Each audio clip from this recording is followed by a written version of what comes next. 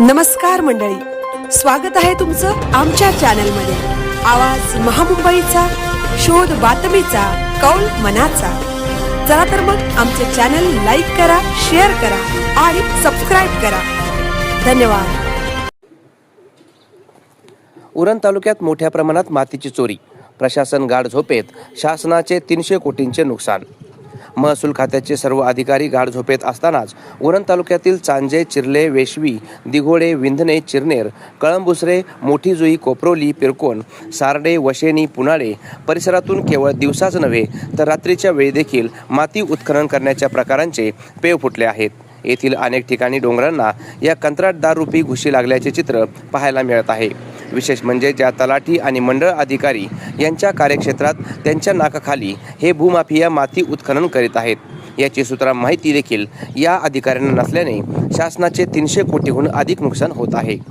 JNPA बंदर, नवी मुंबई आंतरराष्ट्रीय विमानतळ, अटल सेतू या महत्त्वाच्या प्रकल्पांमुळे उरण तालुक्याला विशेष महत्त्व प्राप्त झाले आहे। त्यामुळे 2021 पासून विकासकांनी, भांडवलदारांनी उरण तालुक्यात विशेष लक्ष केंद्रित केले आहे। उरण तालुक्यात अनेक ठिकाणी सरकारी वन विभाग, गुरचरण, खाजगी अशा जमिनीतून माती माफिया, गाव पुढारी हे बिनधास्तपणे माती चोरून विकासकाला विकत आहेत।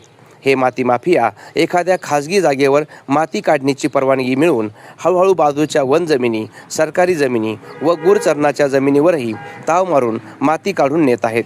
त्यामुळे जंगली प्राण्यांची आश्रयस्थाने नष्ट होण्याचा धोका निर्माण होऊन डोंगर बोरके होत आहेत।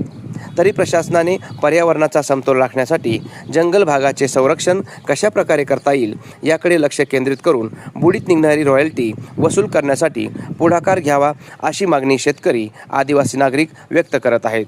आवाज महामुंबईचा चॅनलसाठी अनंत नारंगीकर, उरण।